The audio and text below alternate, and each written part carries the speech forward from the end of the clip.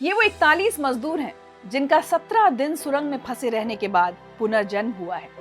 ये वो मजदूर हैं जो 12 नवंबर से उत्तरकाशी की टनल में फंसे थे, जिंदगी और मौत के बीच झूल रहे थे। नहीं जानते थे कि वो जीवित बाहर आ पाएंगे या नहीं। सोचिए, उन 17 दिनों का एक एक पल उन श्रमिकों और उनकी वापसी की राह देख रहे परिवारों ने कैसे बिताया होगा। इन 17 दिनों में आपने, हमने, इस पूरे देश ने इन श्रमिकों की सकुशल वापसी की प्रार्थना की और आखिरकार देश की दुआएं रंग लाईं। और फिर 29 नवंबर को सभी 41 मजदूरों को सकुशल बिना किसी खरोच के टनल से रेस्क्यू कर लिया गया। नमस्कार, मैं हूं ऋचा अनिरुद्ध। रियल स्टोरी में आज मैं उत्तरकाशी टनल हादसे के साथ साथ कई और ऐसे हादसों के बारे में आपको बताऊंगी जिनमें आपदा प्रबंधन में कुशल नेतृत्व की वजह से देश के लोगों का अमूल्य जीवन बचाया गया। साथ ही आपको बताऊंगी कि कैसे आज भारत आपदा प्रबंधन में वैश्विक लीडर बन चुका है। इस पर भी बात करेंगे कि कैसे प्रधानमंत्री मोदी ने अपनी व्यक्तिगत क्षमता को राष्ट्रीय क्षमता में परिवर्तित कर दिया है। लेकिन पहले बात करते हैं 41 श्रमिकों की।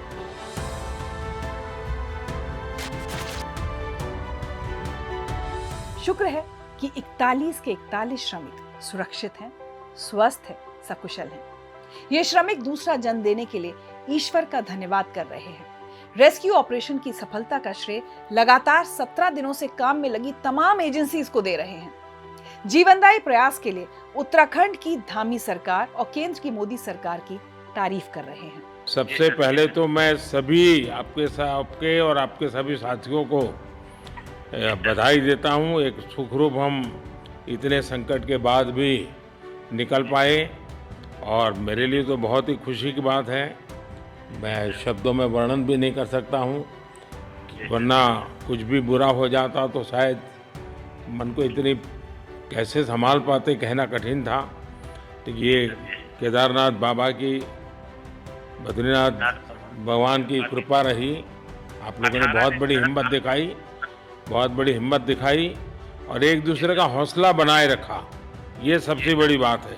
मैं लगातार जानकारियाँ लेते रहता था, मुख्यमंत्री जी से भी लगातार संपर्क में रहता था।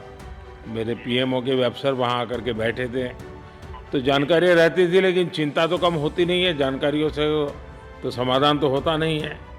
लेकिन मैं सचमुच में आपके माध्यम से वहाँ जितने भी हमारे श्रमिक साथी निकल करके आए हैं, सबको और उनके परिवार का पुण्य भी काम आया है, ताकि इस संकट की घड़ी से बाहर निकल करके आए हैं। बहुत बहुत धन्यवाद सर, थैंक यू सर आप लोगों का। सर ये सब आप लोगों का आशीर्वाद था सर, आप लोगों ने हमारा हौसला बढ़ाया सर।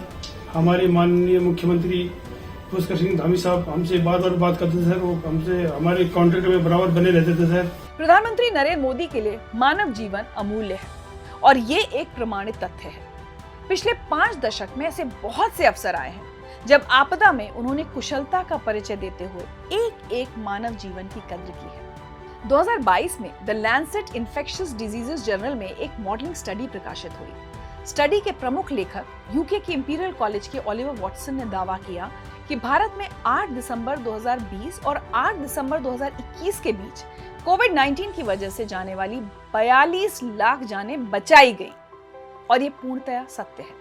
ये मोदी सरकार के ही प्रयास थे जिनकी वजह से भारत जैसी बड़ी जनसंख्या वाले देश में मौत की दर बेहद कम रही। ये सिर्फ और सिर्फ मानव जीवन की रक्षा की नियत और मजबूत इच्छा शक्ति की वजह से संभव हुआ। वहीं दूसरी तरफ बीते कुछ दशकों की बड़ी आपदाओं को याद करें तो कमजोर इच्छा शक्ति और मानव जीवन के प्रति उदासीनता के साफ प्रमाण मिलते हैं। जैसे भारत पर थोपे गए आपातकाल के दौरान 1975 में बिहार में बाढ़ के बाद धनबाद की चासनाला कोयलरी में 27 दिसंबर को ब्लास्ट हुआ। अमेरिका के अखबार न्यूयॉर्क टाइम्स ने पीटीआई के हवाले से लेख प्रकाशित किया जिसमें बताया गया कि ब्लास्ट के बाद तकरीबन 900 मजदूर कोयले की खान में फंस गए। जबकि बिहार के तत्कालीन मुख्यमंत्री कांग्रेस के जगन्नाथ मिश्र ने बयान जारी किया कि खान में 250 से 300 मजदूर ही थे। उस हादसे और उसके प्रति सरकारी उदासीनता की वजह से कितने श्रमिकों की जानें गई होंगी, आप खुद ही अंदाजा लगा सकते हैं। मजदूरों की मौत की आधिकारिक संख्या 372 बताई गई, जबकि स्थानीय मजदूर यूनियन ने दावा किया कि खान के अंदर 700 से ज्यादा श्रमिकों की जान गई। इन दिनों एक OTT प्लेटफॉर्म पर द रेलवे मैन नाम की सीरीज चल रही है जो भोपाल गैस त्रासदी पर आधारित है। इस सीरीज ने करीब 40 साल पहले हुई उस त्रासदी और उस पर सरकारी उदासीनता की यादें ताजा करा दी कि कैसे 2 और 3 दिसंबर 1984 की रात भोपाल शहर के लिए काल बनकर आई। यूनियन कार्बाइड के कारखाने से जहरीली गैस का रिसाव हुआ जिसने हजारों लोगों को मौत की नींद सुला दिया। सरकारी आंकड़े करीब 3000 लोगों की मौत बताते हैं, जबकि लोगों का दावा है कि हादसे में करीब 16000 लोगों की मौत हुई थी।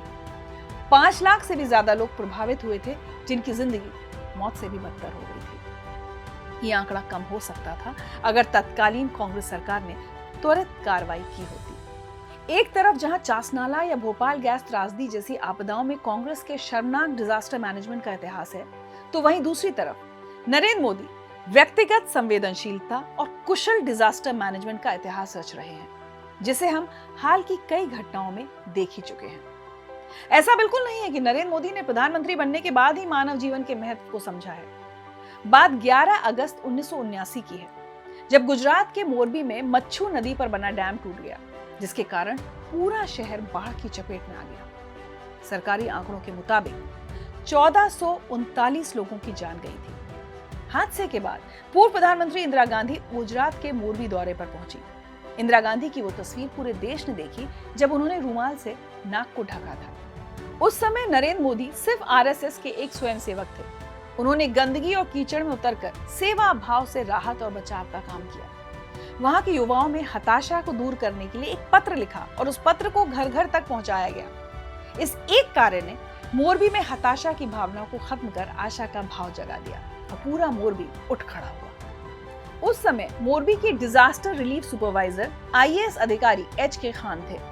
वो भी संघ के इस युवा कार्यकर्ता की काबिलियत से इतने प्रभावित हुए कि उन्होंने नरेंद्र मोदी का नाम प्रदेश के मुख्यमंत्री तक पहुंचाया और जन भागीदारी के साथ काम करने और करवाने की क्षमता की तारीफ की। अगस्त 1994 में सूरत में न्यूमोनिक प्लेग फैला। सूरत में प्लेग की दहशत इस कदर थी कि लाखों लोगों ने संक्रमण से बचने के लिए पलायन का रास्ता चुना। नरेंद्र मोदी कुछ पहले लोगों में से थे जो वहां पहुंचे और लोगों की राहत के लिए काम किया। नरेंद्र मोदी RSS के 15-20 स्वयंसेवकों और 5-6 डॉक्टर्स की एक टीम के साथ सूरत पहुंचे और मुख्य शिविर में ही रहे। राहत कार्य तो किया ही, लोगों के लिए महामारी के बारे में जागरूकता कार्यक्रमों की योजना भी बनाई। जनवरी 2001 में कच्छ में आए भयंकर भूकंप से गुजरात का भुज शहर लगभग तबाह हो चुका था। उस समय नरेंद्र मोदी नहीं, केशुभाई पटेल गुजरात के मुख्यमंत्री थे। लेकिन नरेंद्र मोदी के प्रयासों से आपदा प्रबंधन और पुनर्वास के लिए जो सराहनीय कार्य किए गए, वो कम से कम कच्छ और भुज के लोग तो कभी नहीं भूल सकते। भूकंप के कुछ महीनों बाद नरेंद्र मोदी को गुजरात का मुख्यमंत्री बनाया गया और उनके प्रयासों ने कच्छ और भुज की तस्वीर को बदल कर रख दिया। जो कच्छ भूकंप की वजह से बर्बाद हो चुका था, वहां मुख्यमंत्री नरेंद्र मोदी ने 2006 में रण उत्सव का आयोजन प्रारंभ किया। उनका उद्देश्य कच्छ की खूबसूरती को दुनिया के सामने प्रदर्शित करना था।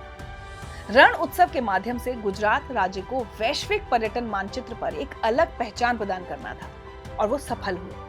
कच्छ के धोंडों को UNWTO यानी संयुक्त राष्ट्र विश्व पर्यटन संगठन ने 2023 रण उत्सव में 54 सर्वश्रेष्ठ पर्यटन गांवों में से एक के रूप में मान्यता दी है। 2006 में नरेंद्र मोदी गुजरात के मुख्यमंत्री थे। उसी साल सूरत में भीषण बाढ़ आई। एक अनुमान के अनुसार करीब 20,000 करोड़ रुपए से अधिक की क्षति हुई।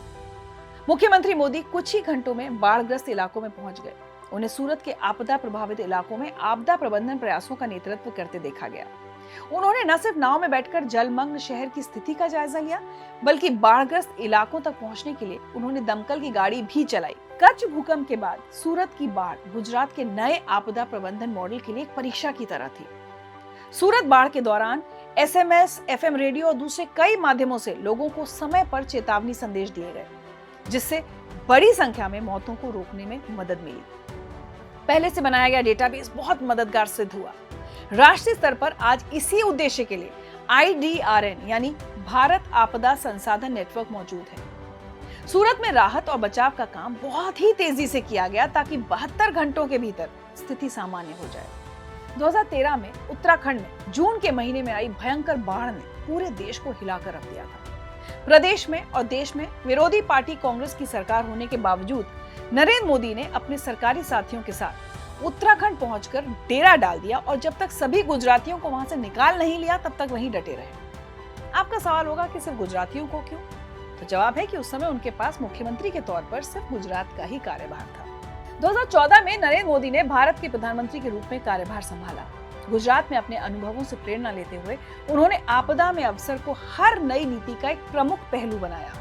उनके नेतृत्व में केंद्र सरकार ने न सिर्फ देश बल्कि देश से बाहर भी आई आपदाओं के प्रबंधन और रेस्क्यू ऑपरेशंस में महत्वपूर्ण भूमिका निभाई। 2014 में कश्मीर में जो बाढ़ आई, उस समय राज्य के मुख्यमंत्री से पहले प्रधानमंत्री मोदी बाढ़ग्रस्त क्षेत्र में पहुंच गए थे और राहत कार्य में भारत सरकार की सभी एजेंसीज को कार्य करने के लिए लगा दिया था। 50 साल में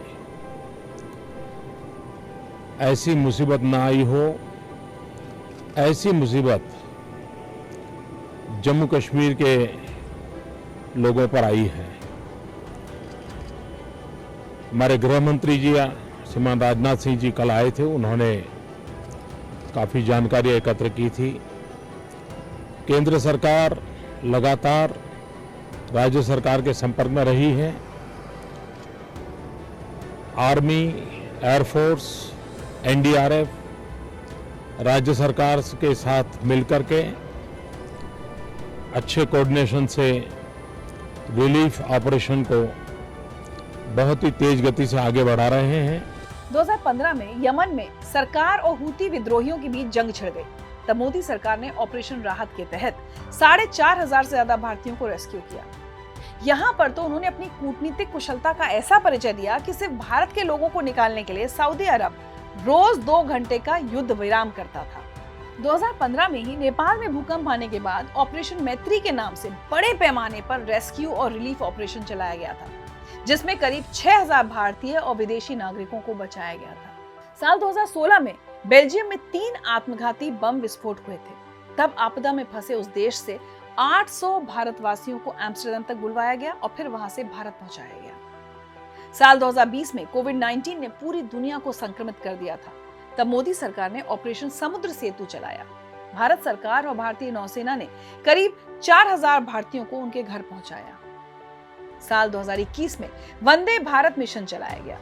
भारत सरकार ने कोविड की वजह से अलग अलग देशों में फंसे भारतीयों को वापस लाने की मुहिम छेड़ी।